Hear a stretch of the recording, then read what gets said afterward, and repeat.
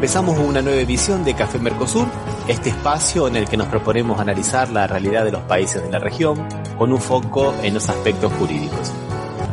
Nos pueden encontrar en www.cafemercosur.com y en las redes sociales, Facebook y Twitter, también como Café Mercosur.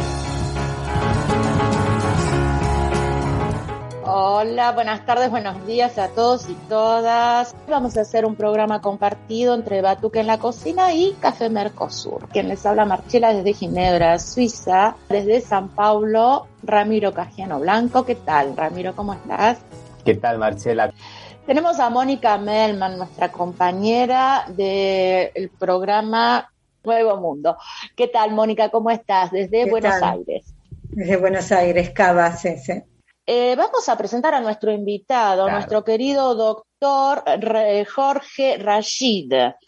Él es médico sanitarista, miembro de COPAL COVID-19, asesor de la provincia de Axel Kicillof, profesor de la Universidad de Lomas de Zamora, de la provincia de Buenos Aires, y tiene un currículum enorme porque ha trabajado en ANSES, en PAMI, en todos lados. Jorge, es un honor darte la bienvenida en Batuque hoy. ¿Qué tal? ¿Cómo estás? ¿Qué tal? ¿Cómo están ustedes? Muchas gracias por invitarme. El honor es mío. Además, la difusión en las políticas sanitarias y en las políticas públicas es una necesidad realmente importante en la comunicación, sobre todo en épocas como esta, en época pandémica, ¿no? No nos olvidemos que estamos en época pandémica y esto tiñe absolutamente todos los análisis políticos, sociológicos, económicos, y realmente nos hace poner en un lugar diferente a que si estuviésemos hablando hace 2 años atrás. Sí, por supuesto. De eso justamente queríamos hablar, ¿no? De la guerra de las industrias farmacéuticas de las vacunas, sobre todo de esta vacuna que hizo tanto escándalo en el mundo, no solo en Argentina. Después, casi a 1 año de estar con el primer descubierto, digamos, contaminado en Argentina por el coronavirus, después de el gobierno de Alberto Fernández de haber hecho una cuarentena, puesto a todo el país en cuarentena y llevado a hacer un proceso anti el coronavirus reconocido por la OMS de aquí de Ginebra, mundialmente, que ha sido muy bien, pero bueno, esta vacuna de Pfizer ha hecho bastantes estragos y bueno, por suerte llegan vacunas de la Sputnik. Vamos a hablar un poquito de la guerra de las industrias farmacéuticas, Jorge. La verdad es que es un tema que nosotros, y Mónica lo sabe, venimos dando antes de la pandemia, porque la industria farmacéutica se ha constituido, justo con la industria de las armas y el petróleo, en la tercera industria del mundo, desde el punto de vista de volumen económico, pero también de manejo de cómo ha establecido las cadenas de valor. Y ahí, en eso, debo decir, antes de entrar en la guerra actual pandémica de las vacunas, un tema no menor ha sido que los últimos 45 años el mundo cambió su sistema capitalista productivista a un sistema capitalista financiero, lo cual hizo de que los fondos de inversión supranacionales no solamente arrasasen soberanías, sino que cambiasen la categoría de los medicamentos como un bien social para pasarlo a una categoría de mercado, como está pasando hoy con el agua dulce a nivel internacional. Pues, si quieren, hablamos de eso. Por lo tanto, hace ya años venimos sufriendo de la industria farmacéutica algo que nos decía ya Ramón Carrillo, que si los avances científicos tecnológicos en la salud no están al servicio del pueblo, no sirven para nada. Entonces, tenemos medicamentos que hoy están en el orden de $200.000-300.000 al año, $400.000 al año, que solamente pueden ser absorbidos por los estados, y esto produce un proceso de desfinanciación muy fuerte en lo que nosotros consideramos el pilar paradigmático de la salud, que es el pilar de la conservación de la salud la preservación de la salud y no la atención de la enfermedad. La atención de la enfermedad es justamente aquello que promueve el neoliberalismo, porque el sistema requiere de todos nosotros que estemos enfermos y crónicos y no sanos o muertos, porque sanos o muertos no generamos lucro para la industria farmacéutica. Esto sería largo para otro programa, porque ustedes hoy quieren escuchar el tema de la guerra de las vacunas. Miren, la guerra de las vacunas se desarrolla en 3 niveles. Un primer nivel que es geopolítico. En América Latina, ese nivel geopolítico está dado por el diseño estratégico de Estados Unidos sobre su patio trasero, que venimos a hacer nosotros, aunque no asumimos ese rol, ni lo vamos a asumir nunca. Por eso somos habitualmente castigados por el imperio, porque Estados Unidos intenta por todos los medios impedir la entrada de nuevos jugadores en el territorio, en especial de Rusia y de China. Esta guerra geopolítica también se da en Europa, entre el tironeamiento que tiene Europa entre el occidente imperial de Estados Unidos, Canadá y Gran Bretaña, que dejó de ser la Unión Europea, y el oriente de China y Rusia, que le provee desde el petróleo hasta el mejor balance de pago.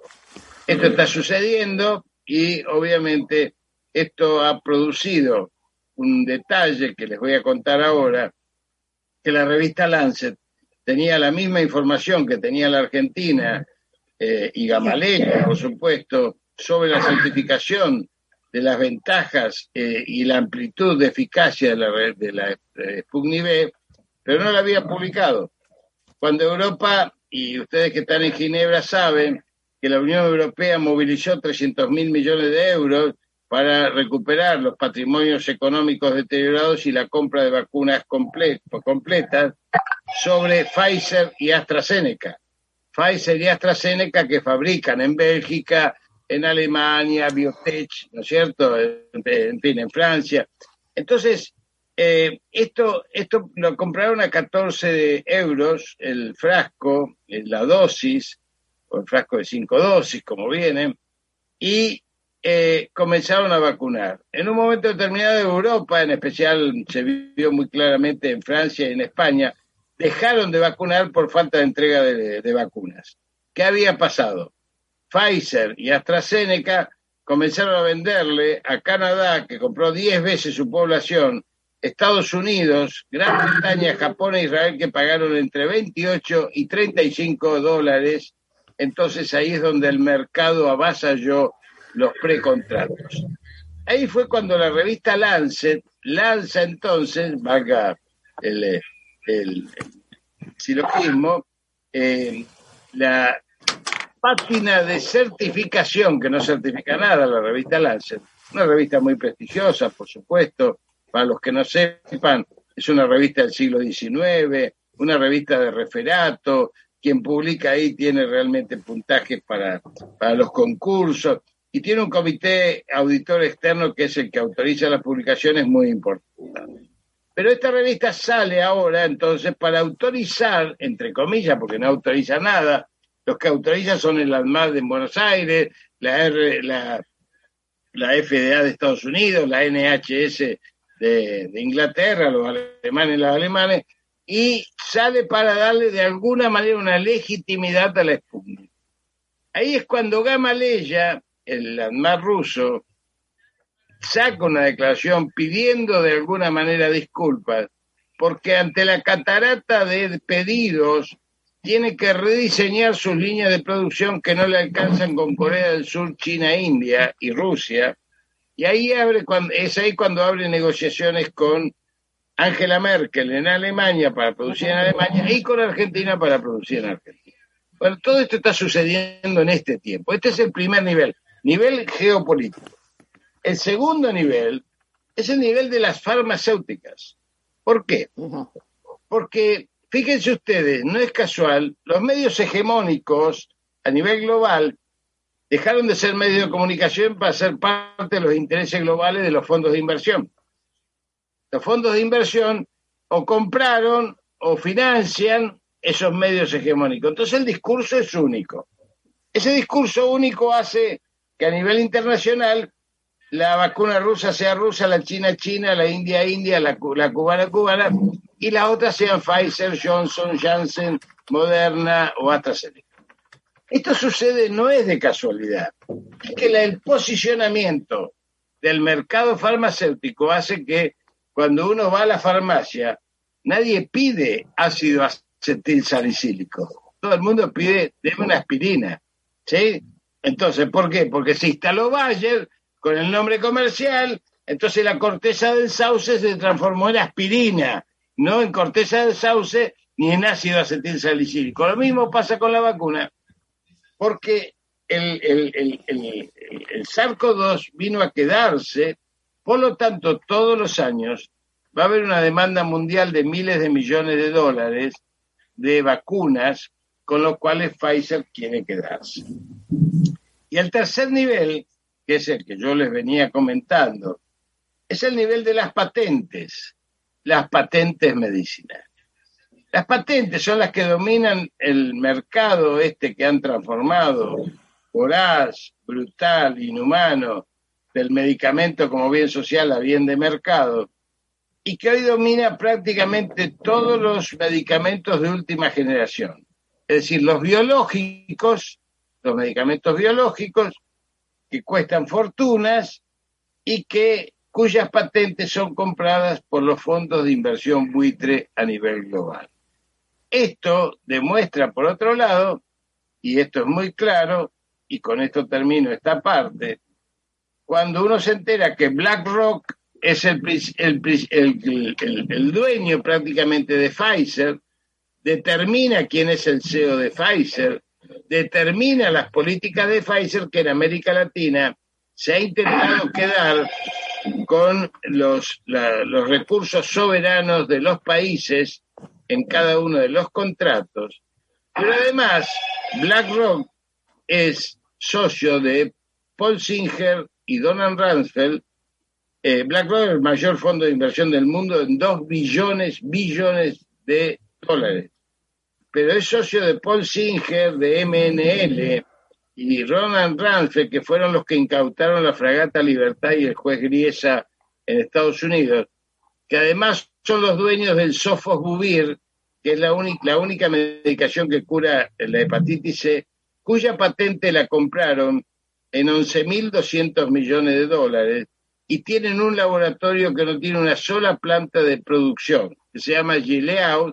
Lo pueden googlear y te vas a dar cuenta. Donald Rumsfeld es el principal traficante de armas del mundo, fue secretario de Estado de los Estados Unidos, como no podía ser de una manera, porque ustedes fíjense, así como los fabricantes de armas tienen necesidad de crear guerras para vender, los fabricantes de medicamentos tienen necesidad de crear enfermedades para poder vender. Es la misma historia. Entonces, en la guerra de las patentes se está produciendo esta situación que en la Argentina se verifica, si siguen el hilo, BlackRock, Paul Singer, MNL, que ya nos apretó bastante con el juez de Nueva York, que ya se murió, y que además ambos son socios de Goldman Sachs, el principal banco de inversión del mundo. ¿Qué tiene que ver Goldman Sachs con la Argentina? Bueno, Goldman Sachs es poseedor del 50% de las acciones del Grupo Clarín. ¿Te gustó? Redondito, vamos a decir. Si no entendés, te hacemos un dibujito.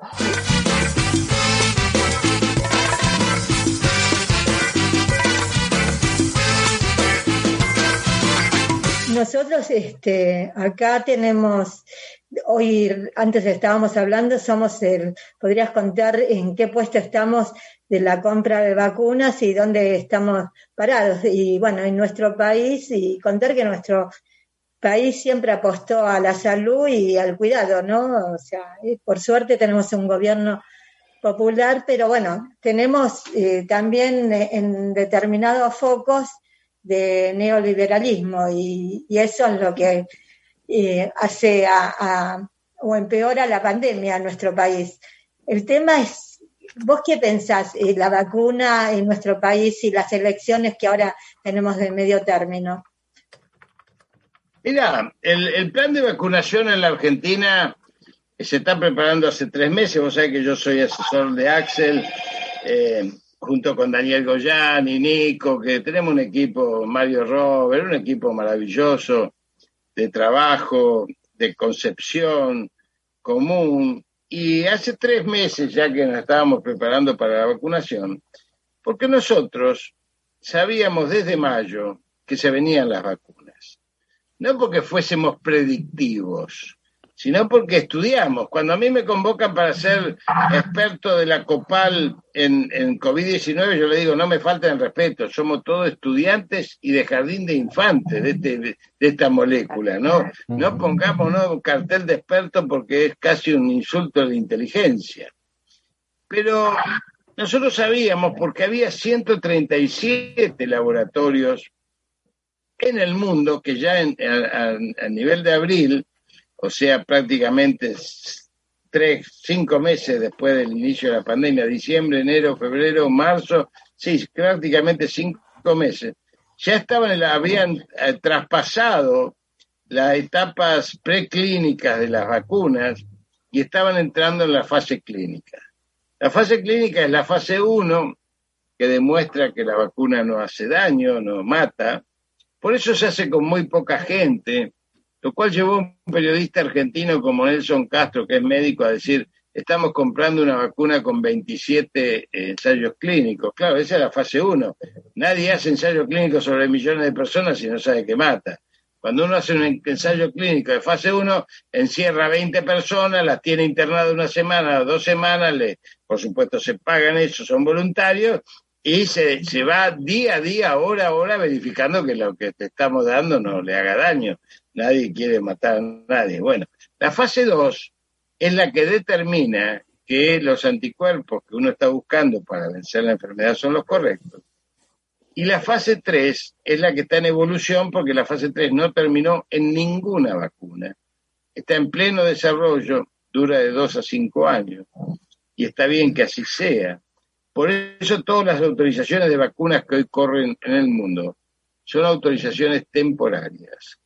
Temporarias porque seguimos con la fase 3 y esto implica que todavía hoy es obligación en todos los vacunados y por eso es necesidad de los registros y por eso la barbaridad de la ciudad de Buenos Aires que entrega y privatiza la vacunación, porque es necesario todavía lo que se llama el reporte de los efectos no deseados. Reporte de los efectos no deseados. Como nosotros sabíamos desde mayo entonces que iban a venir las vacunas, comenzamos a decir el tema de las vacunas, nadie nos creía, porque sabíamos que ya habían empezado la fase 3 y hoy llevamos prácticamente 1 año de fase 3.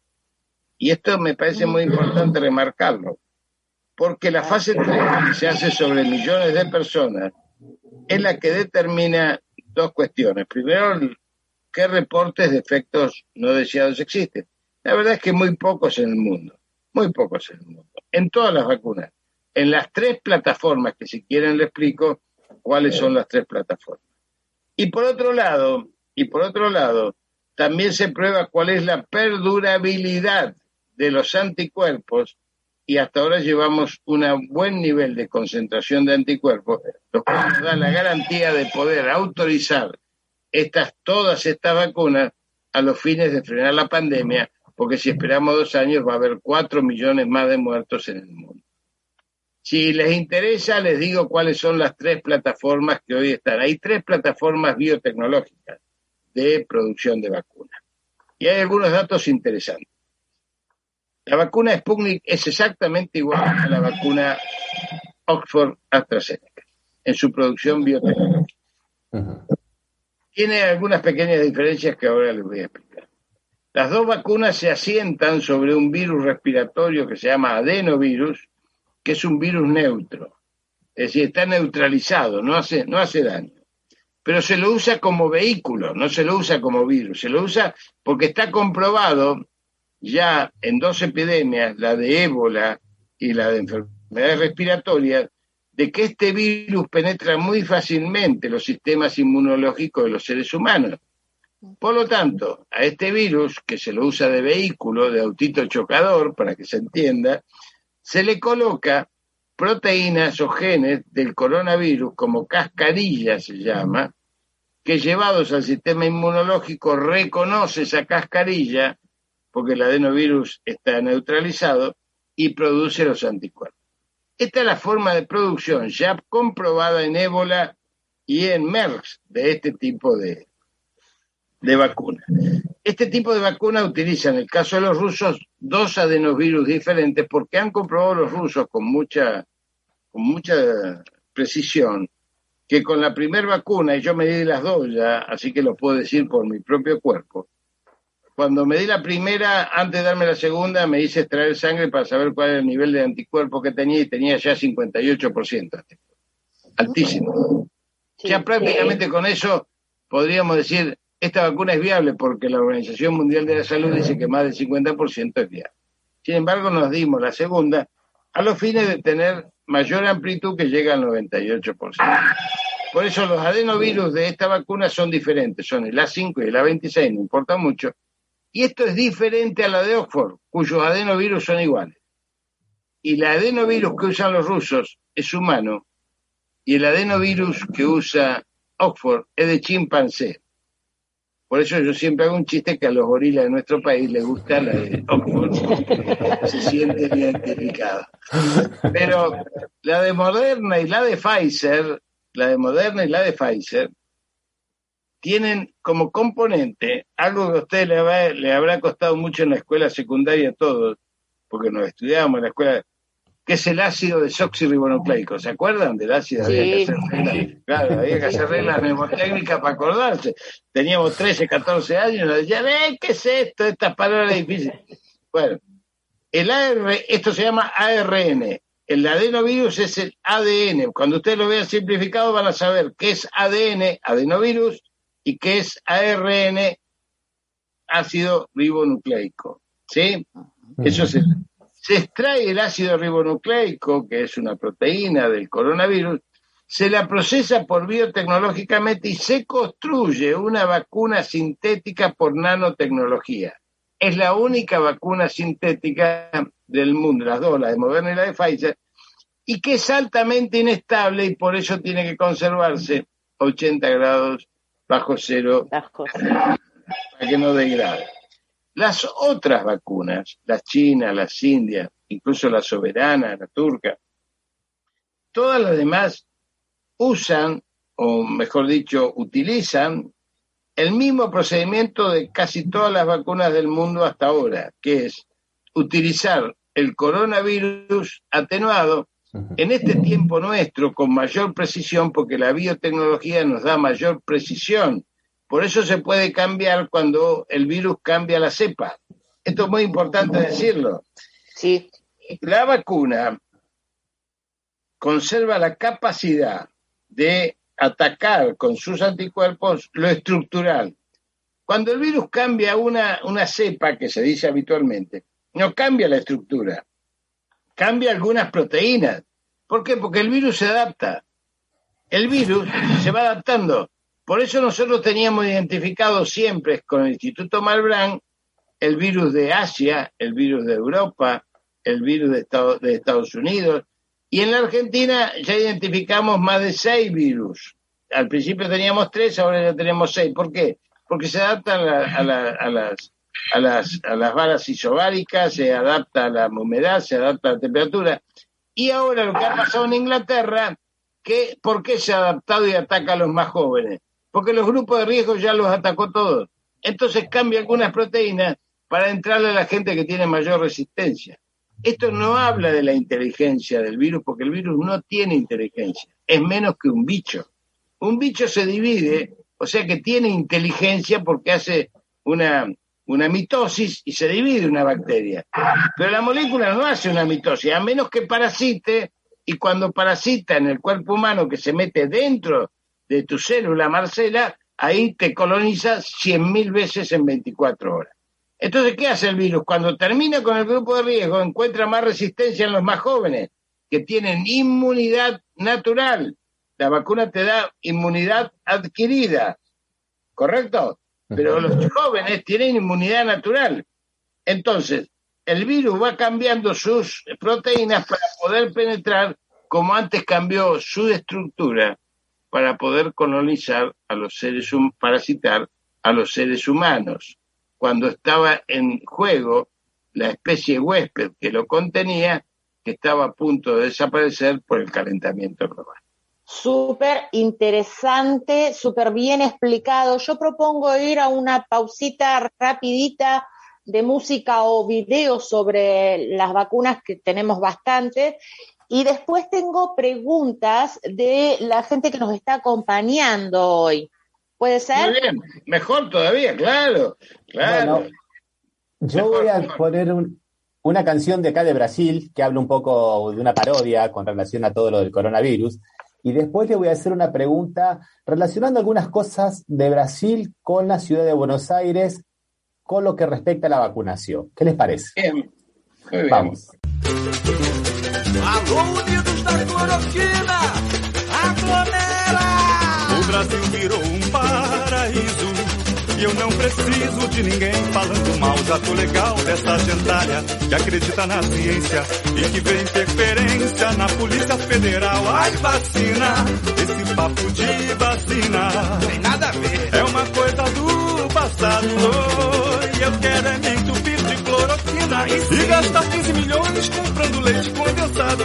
Comigo não, ninguém me engana. Não tem mais corrupção e eu sei que a terra é plana. Comigo não, ninguém me engana. Não tem mais corrupção e eu sei que a terra é plana. Eu nego que sou negacionista. Apenas sou bem informado. Na vacina tem um chip comunista. O meu tio mandou um zap onde isso é comprovado. Minha tia também. E quem se recusa a ver acabou a mamata. Sofre contra o meu Brasil. Vai. Só porque não vive mais de Rouanet. Eu não sei o que é Rouanet, mas li no zap do meu tio. Pega a grana do auxílio, põe no meio do centrão. Deus proteja o filho 01 do capitão. Deixa a máscara pra lá, vem brincar o carnaval. Se o calor tá de rachar, o que há? Uma rachadinha não faz mal. Pega a grana do auxílio, põe no meio do centrão. Deus proteja o filho 01 do capitão. Deixa a máscara pra lá, vem brincar o carnaval. Se o calor tá de rachar, o que há? Uma rachadinha não faz mal. Estás escuchando Café Mercosur. Somos Latinoamérica, no lo olvidemos nunca más.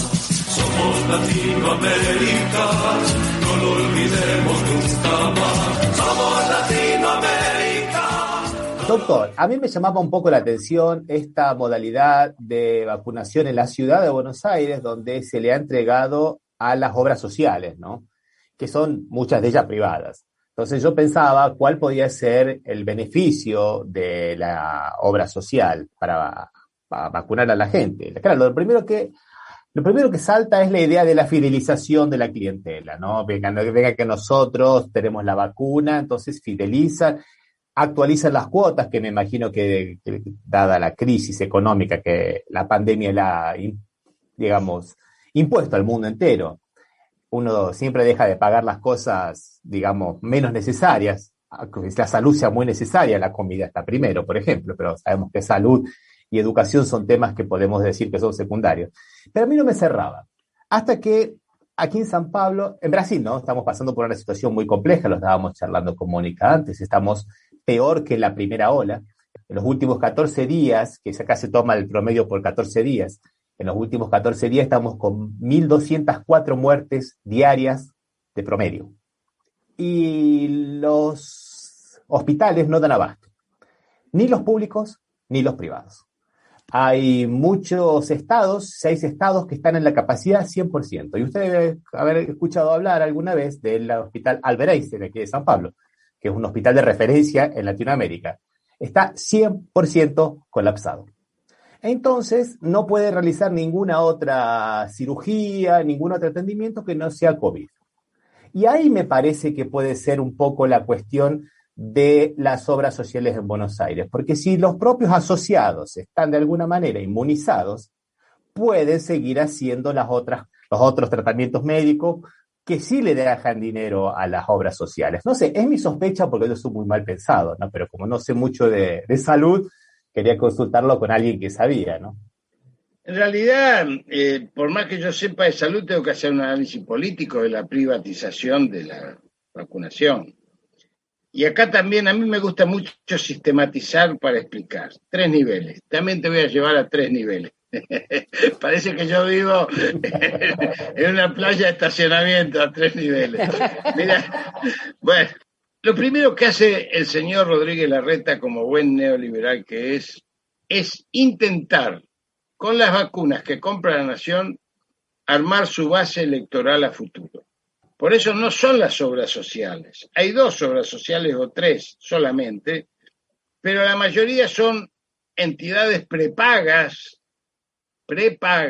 o sea, financieras prepagas de prestación de servicios de salud.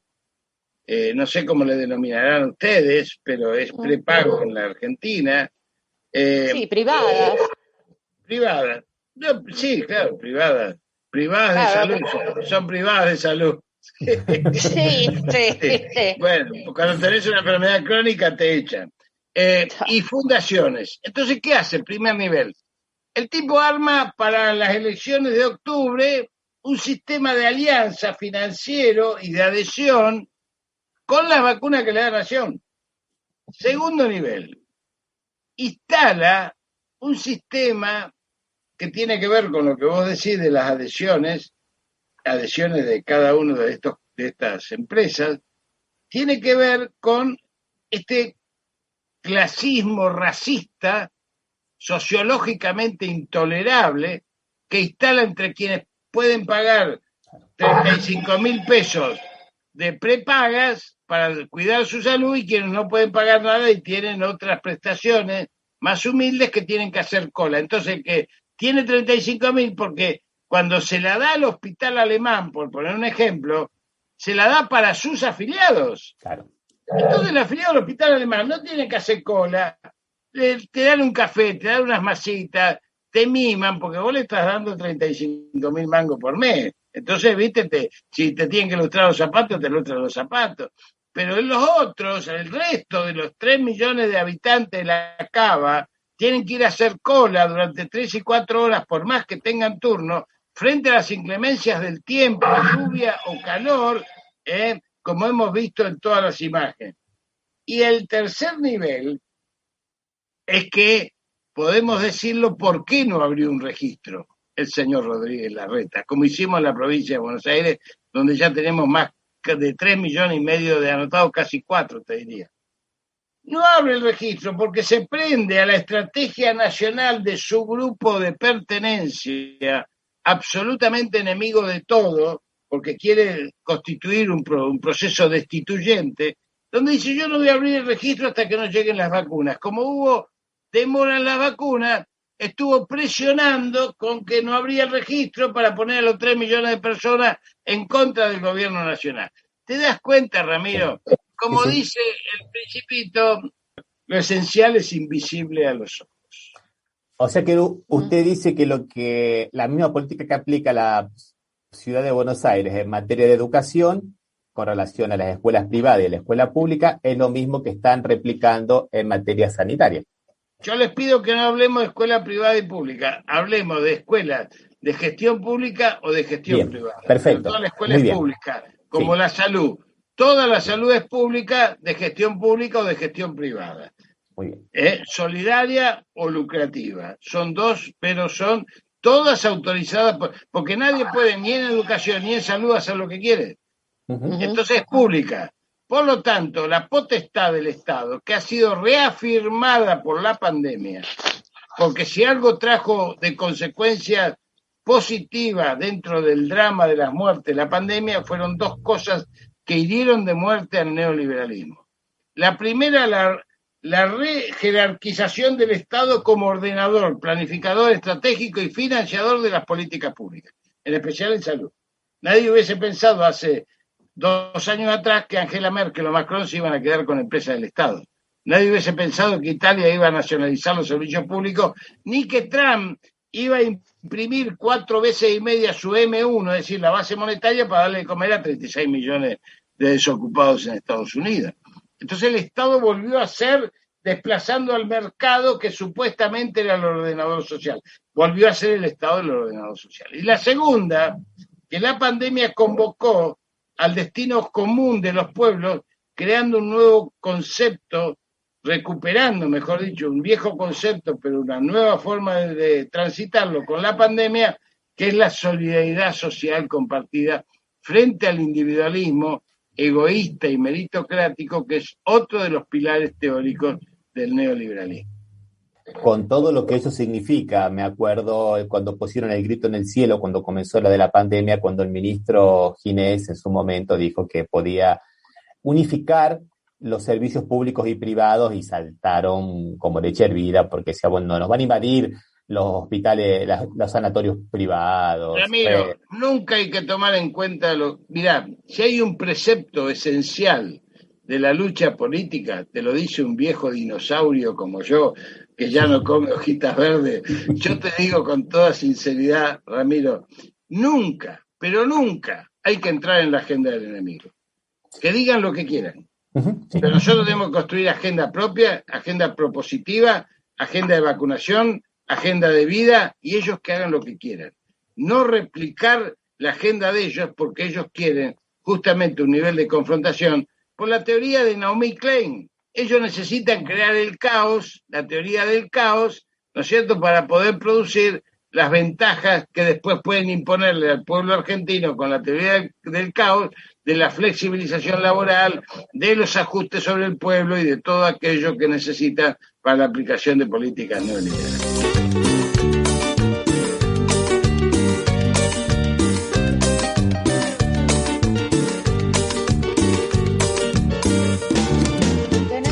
Preguntita antes que tengamos que despedir a Jorge porque tenemos poco tiempo. Le voy a hacer la preguntita de nuestra compañera Sandra Serapio, que está en Colombia, porque nos está escuchando gente de todo el mundo. Tenemos de Australia Leo Chiarano, de Rosario, de Lozana, Andrea Egui, bueno, tenemos un montón de gente del mundo. Que inviten a comer un asado, Marcela, que invite. Yo quiero saber cómo hacen el asado los compatriotas que están en Colombia, los que están en Nueva Zelanda, y yo voy a donde me Ginebra, en San Pablo. Bueno, yo mira, antes que Jorge, pases eso, ya le dejo la invitación, doctor Jorge, cuando ande por San Pablo, yo lo voy a invitar a comer un yacaré al disco aquí en mi casa. Ya está invitado, bueno. Es firme, Bueno, yo lo invito a comer una fondue. Qué fino lo suyo. Si yo voy, le dejo una tarea para la OIT, mire que yo soy en eso. Muy buena. Le dejo una tarea para la OIT, la Organización Internacional del Trabajo y la Salud de los Trabajadores, que está sufriendo bastante a nivel internacional. Totalmente de acuerdo. Aquí cada vez que vienen los compañeros sindicalistas, hacemos el contraforo APB Ginebra con los compañeros sindicalistas. Claro. Cuando vienen al foro de la OIT, nosotros hacemos el contraforo. Y a los médicos nunca nos invitaron, pero estamos luchando por la bolsa de los 25 kilos y estamos luchando y logramos con nuestro gobierno, hay que decirlo, sacar el COVID-19 como enfermedad profesional y la hemos peleado en todas las circunstancias durante todo este año y medio. ¿Usted sabía eso, Marcela? Sí, lo sé porque estoy bastante informadita y también sé que, bueno, yo tenía la pregunta de cómo yo creo que la mejor manera que ha hecho el gobierno de Alberto Fernández fue buena, pero cómo hubiese hecho usted, qué hubiese cambiado, si le parece que todo está bien. Y tengo la pregunta de Sandra Serapio que dice, ¿qué piensa de la vacuna cubana que se llama Soberana 02? Sí, está, la vacuna cubana van a producir 1 millón de dosis de acá a fin de año. Aparentemente tiene toda la certificación de la fase 3 transitoria, como tienen todas, y se le va a dar a 20 millones de cubanos. Obviamente, si le dan a 20 millones de cubanos, está lista esta vacuna para ser comercializada en el mundo. No se olviden que Cuba tiene 10 institutos de biotecnologías con los cuales estamos trabajando y comercializa Cuba esos 10 institutos del producto, esos 10 institutos de biotecnología, sobre 86 países del mundo, gracias incluso a una profunda colaboración que tuvo de Argentina para la creación de esos 10 institutos. Los 10 institutos en Cuba son militares, esto también hay que decirlo, dependen de las Fuerzas Armadas, como dependía de las Fuerzas Armadas los laboratorios de producción pública de medicamentos de la época de Ramón Carrillo. Y algún día podemos hablar de eso mucho, porque realmente esto hasta los años 70 la Argentina tuvo medicamentos esenciales. Esto significa materia prima que dejamos de tenerla por los Chicago Boys, los Cavallo Boys y los Macri Boys, pese a lo cual no pudieron sacarnos, porque hoy producimos. Ustedes saben que nosotros estamos produciendo vacuna argentina, ¿lo saben? Sí. Sí. Sí, bueno. Sí. Y también saben que una de ellas es una vacuna oral. La de Córdoba, ¿no? La de Córdoba, del doctor Luján, exactamente. Pero además, otro grupo de investigadores investigadores muy jovencitos, a mí me llena de orgullo. Me llena de orgullo ser argentino. Yo no admito que diga que somos un país subdesarrollado, ni que somos un país periférico. ¿Periférico de quién? Esto decía Fermín Chávez, un filósofo nuestro, de la epistemología de la periferia. ¿Periféricos de quién? Nosotros somos, como decía Rodolfo Kusch, de estar situados, somos artífices de nuestro destino. ¿Periféricos de quién? Bueno, hay un grupo de científicos y científicas muy jovencitas, a mí me hace acordar a mis chicos cuando eran chicos, de que han logrado aislar la proteína que permite entrar al coronavirus a la célula. O sea, nosotros creíamos que el coronavirus entraba por cualquier lado. Bueno, estos han determinado que hay una célula que hace de portero. Entonces, el coronavirus con esos ganchos que tiene, ¿vieron cómo se ve se engancha con esa proteína, la reconoce, entonces el resto de la membrana lo va envolviendo y lo incorpora. Una vez que lo incorporó, el tipo hace la suya, se afana la mitocondria y con las enzimas empieza a engordar y empieza a reproducirse. Este es el mecanismo. Entonces ahora nuestros científicos están buscando el antagonista de esa proteína, porque ese sería otro mecanismo de impedir la entrada del coronavirus en las células humanas. Y tenemos que decir que, bueno, gracias a este gobierno popular que volvimos a ser ministerio tanto de ciencia y tecnología como el de salud. Si no, hubiese sido otro cantar el COVID acá en la Argentina, ¿no? Y de hecho, ahora se sancionó la ley de financiamiento del sistema de ciencia y tecnología como un mayor presupuesto para la tecnología, porque es increíble que hasta se va a fabricar acá con el laboratorio Ritmo. Bueno, lo están invitando a comer a Colombia y aquí lo están invitando también a comer una raclette. ¿Vio? Todo queso acá. ¿Qué va a hacer? Bueno, compañeros de Provincia 25, yo les agradezco mucho. Gracias a Mónica, por supuesto, mi compañera de muchos años. Hemos creado el Instituto Patria Salud con personas tan importantes como Mónica. Mónica ha sido una gran impulsora de la enfermería y yo debo decir como médico que a mí me enseñaron más las enfermeras que los libros, cuando empecé y era muy jovencito.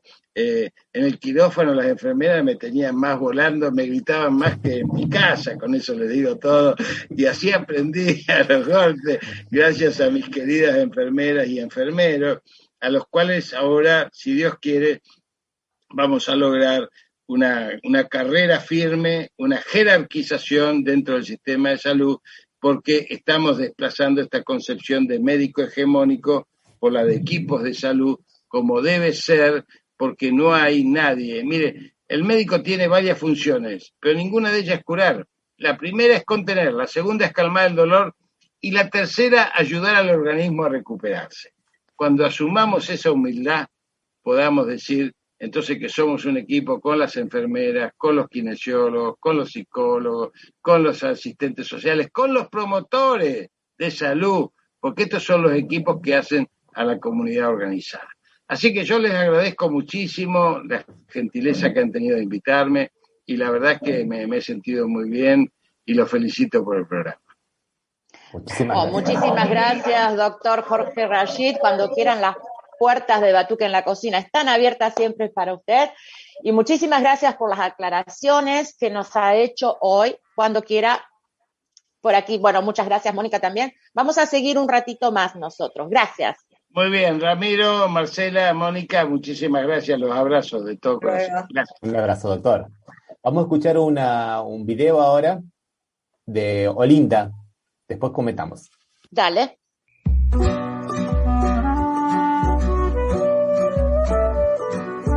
Tenho razões pra fazer frevo que faça chorar, frevo feito pra pular fevereiro. A dor de ano inteiro ainda teimando em doer, desde a quarta-feira de cinzas passada que espero pra ver. Sorriso subindo ladeira, Olinda naquele refrão. Iremos cantar a ti outro ano. Enrola confete no pano, consola a dor do dragão. No ano que vem eu prometo que faço algum frevo canção de amor. Pra batata da perna doer a deliciosa dor de subir a ladeira da Sé como é, diz por favor, que a gente consegue esperar mais um ano, amor.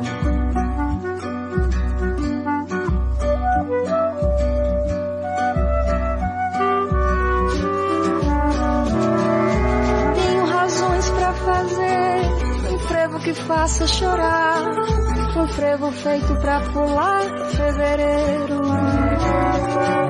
A dor de ano inteiro ainda teimando em doer, desde a quarta-feira de cinzas passada que espero pra ver.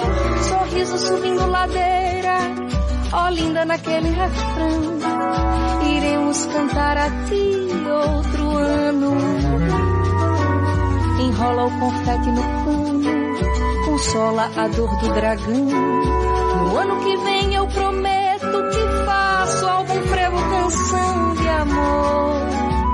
Pra batata da perna doer a deliciosa dor e subir a ladeira da Sé como é, diz por favor, que a gente consegue esperar mais um ano, amor.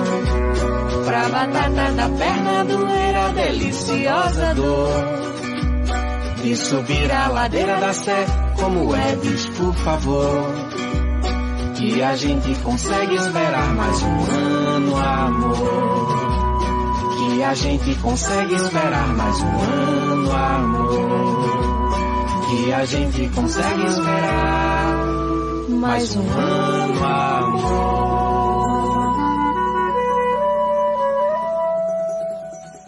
Mónica, ¿cómo están las cosas por ahí? Vos no te vacunaste todavía porque no te ha llegado en la edad, ¿verdad? Edad, no me llegó la edad, ni tampoco hay una lista para registrarnos, o sea, porque muy diferente a las provincias. En la provincia de Buenos Aires hay un registro voluntario donde la gente ya se anotó, se le pregunta si tiene algún riesgo de salud. Acá no hay un registro, entonces es muy grande, en la ciudad, ¿verdad? En la ciudad, claro, en la ciudad, en Cava, ¿no? Ciudad Autónoma de Buenos Aires, donde Ramiro explicaba esto de que donde se distribuyeron las vacunas, y creo que el registro, más allá de las prepagas, no quieren haber un registro porque así pueden distribuir las vacunas como a ellos les importa, ¿no? Porque si hay un registro, tienen que responder a este registro.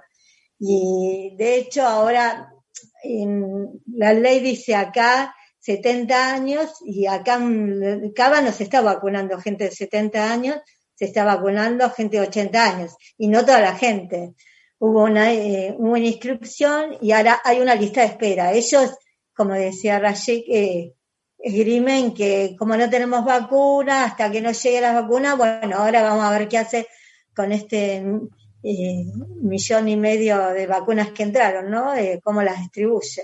Porque todavía acá en Cava no quieren vacunar los docentes, donde ya empezaron las clases, en forma presencial. Bueno, es todo más yo creo que es un tema electoral, ¿no? Donde quieren mostrar que su electorado es la clase media acá en la ciudad autónoma. Entonces, ¿quién tiene las prepagas? La clase media. Entonces, bueno, distribuyen a su electorado las vacunas.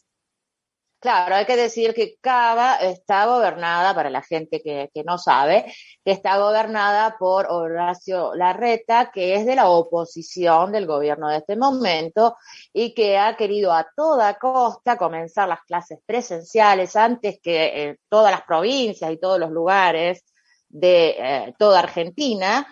Y no están todavía vacunados los profesores, y ni bien abrieron, hubo un montón de casos de maestros que fueron contaminados. Esto es llevarlos verdaderamente todo el trabajo que hemos hecho durante todo este año de quedarnos, de la cuarentena y todo eso, lo tiró así en un día. Bueno, sí, este gobierno viene del gobierno de Macri, porque hace 13 años que la ciudad está gobernada por ellos, ¿no? Y sí, acá es una ciudad de marketing y de negociados. Entonces nosotros seguimos, si bien tuvimos un gobierno popular, seguimos teniendo acá en la ciudad autónoma un gobierno neoliberal. Entonces no, como que no cambió nada. Y esto de abrir rápidamente todo es la ciudad con más contagios, a pesar de la ciudad que tiene más presupuesto del país. Sí, sí. Quiero destacar la excelente campaña de vacunación que ha hecho el gobernador de la provincia de Buenos Aires, que no es el mismo, es Axel Kicillof, que es oficialista, es del gobierno de Alberto y de Cristina. Excelente su campaña, ¿verdad?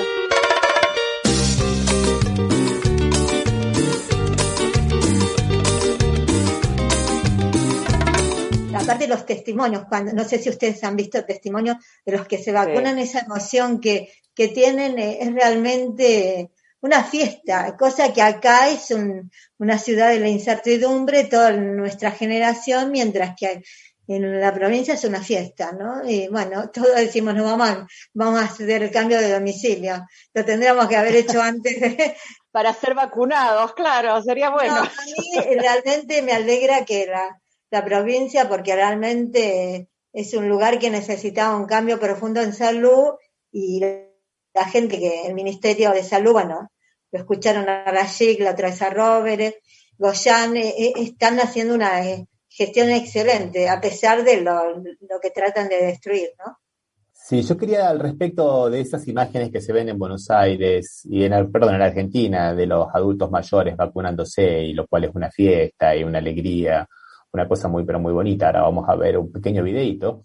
Decir que aquí en Brasil ocurre exactamente lo mismo, a pesar de que hay, digamos, un atravesamiento de pautas políticas muy, pero muy fuertes. Primeramente por la propia posición del presidente Jair Bolsonaro, ¿no? Que llegó a decir que acá las personas que se vacunaran podían convertirse en yacaré o en caimán, ¿no? Depende de la región, o sea, unas cosas, una locura. Porque decía que las vacunas no estaban científicamente comprobadas y como en Argentina, lo del veneno, ¿verdad? Que primero decían, nos están envenenando, y ahora están pidiendo que los vacunen, que por qué vacunan a cierta gente y a otros no. En todas partes, aquí no hay campaña de vacunación, el que quiere se va a vacunar, el que no.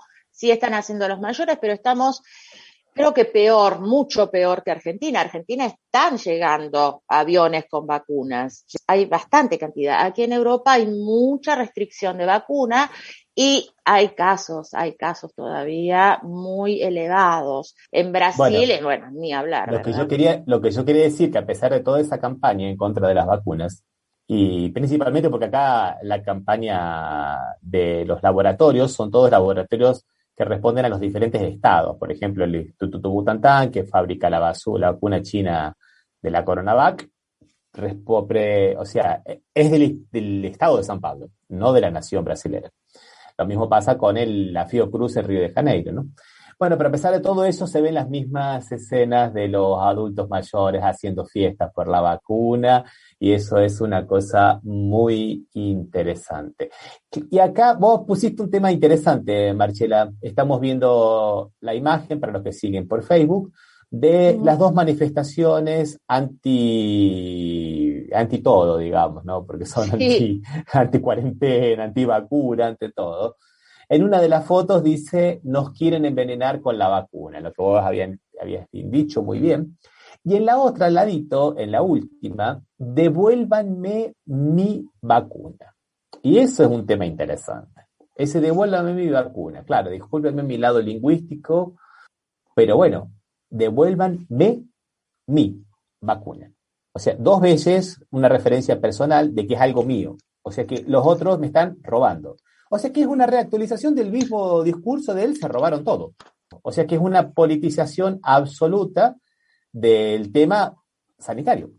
No tiene nada que ver con la vacuna. Lo que estamos diciendo es una acusación simple de que nuevamente me están robando, me están metiendo la mano en los bolsillos, y lo que significa, ¿no? Nosotros somos de clase media, bancamos esta fiesta, mientras los choriplaneros se quedan en casa. O sea, reactualizamos lo mismo que escuchábamos en los cacerolazos desde el 2012, el 2014, lo mismo que aparecieron en muchas otras manifestaciones pro gobierno cuando gobernaba Macri, y ahora la excusa es el tema sanitario. ¿Sí?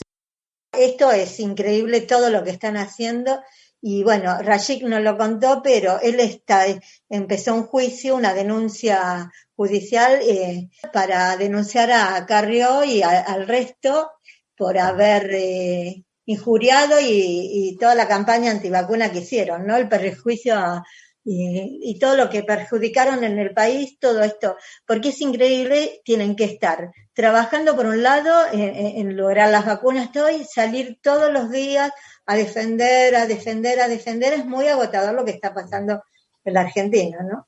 Y acá en Brasil estamos igual, solo que tenemos algunos ingredientes extras. Por ejemplo, tenemos una clase médica que es muy permeable al discurso de Bolsonaro, es muy permeable, ya viene esto desde la época del gobierno de Dilma Rousseff, cuando se trajeron a los médicos cubanos en un programa llamado Más Médicos, que trajeron casi 10.000 médicos de Cuba para trabajar en lugares alejados de los grandes centros, donde la mayoría de la gente nunca había visto un médico en su vida, y acá la clase médica quedó totalmente crispada con eso. Iban a los hospitales a agredirlos. Una llegó a decir que cómo podía ser médica si tenía el pelo como la empleada doméstica, porque también eran gente de color, los médicos que venían de Cuba. Acá la clase médica, muy poca gente de color, acá son los cursos muy caros para poder ser médico, entonces hay un componente racista muy, pero muy grande. Y esto se ve también muy plasmado en lo que es el Consejo Federal de Medicina, donde hasta ahora, casi un año, no ha tomado una posición en contra de lo que se llama el tratamiento preventivo, o sea, darle invermicida y cloroquina, de entrada, que es la política de Bolsonaro, que ahora dice que no es, que ahora después, como sabe que está a un pasito del Código Penal, que lo pueden procesar por eso, ahora dice que él nunca dijo eso cuando están todas las grabaciones, están todos los discursos, hablando del tratamiento médico, tanto él como Pazuello. O sea, que una persona que tenía coronavirus, en los primeros ¿Pazuello quién era? Pazuello es aún el general, muy buena pregunta, gracias. Claro. Que es No sé quién es, pero bueno.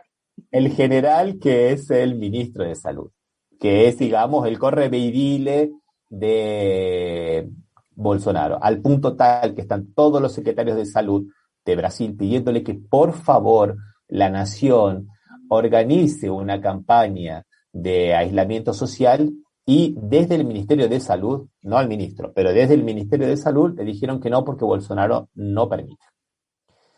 Bolsonaro la semana pasada hizo campaña en contra del barbijo. Claro. Que tampoco sabemos si el ministro de Salud de Brasil tiene diplomas como para ser ministro. Eso también está. Él dice que es especialista en logística, y como especialista en logística dejó faltar oxígeno en Manaus, que el oxígeno se lo tuvieron que mandar desde Venezuela. estamos en ese problema y eso tiene capilaridades. Entonces hay médicos que murieron por tomar cloroquina de coronavirus, porque son muy bolsonaristas. Una enfermera de 34 años falleció la semana pasada porque no se quiso vacunar, porque decía que la vacuna no estaba científicamente comprobada, porque Bolsonaro había dicho eso. La despidieron del hospital donde trabajaba porque no quería vacunarse y aún así no se vacunó, contrajo coronavirus por segunda vez porque se lo había contraído y terminó falleciendo lamentablemente. Pero hasta ese punto llega, y llega hasta el punto que, bueno, no se sabe por qué, cuál es la ventaja o por qué algunas enfermeras no aplicaban la vacuna. Ustedes vieron los videos, que aplicaban aire o no pulsaban el émbolo. Que no eran enfermeras. Muchas eran enfermeras, algunas eran enfermeras. Fueron 5 o 6 casos que salieron a la luz. En las redes sociales dice que llegan a 500. No sé, yo puedo hablar de lo que veo, no de lo que se especula, lógicamente. Uh-huh. Pero, ¿cuál era la idea? Si no se llevaban la vacuna a la casa, no se la podían aplicar a otra persona, no la podían vender. Claro. ¿Por qué que no aplicaban la vacuna? Sino, la única explicación que hay es esto, de que la clase médica está muy permeada por todo este discurso de antipetismo y de pro-bolsonarismo, claro, en consecuencia, porque como términos binarios, si está en contra del PT, es bueno, lo cual un absurdo pensar de esa manera. Y claro, y las enfermeras que de alguna manera tienen, como diría Cristina Kirchner, un prejuicio aspiracional. Mónica, para la frase final del Batuque de hoy. Bueno, gracias por la invitación. Fue lindo compartir con ustedes, porque ya hace 2 años que venimos haciendo cositas y fue lindo hoy compartir en la mañana con ustedes. Muchas gracias. Muchísimas gracias por hacer parte de Batuque en la cocina de hoy. Vení cuando quieras. Mónica. Un gustazo. Gracias. Bueno, nos vamos. Gracias a todos por acompañarnos, a todos y todas. Gracias, Rami. Nos vemos la semana próxima. Un abrazo. Hasta la próxima. Hasta la próxima. Chao.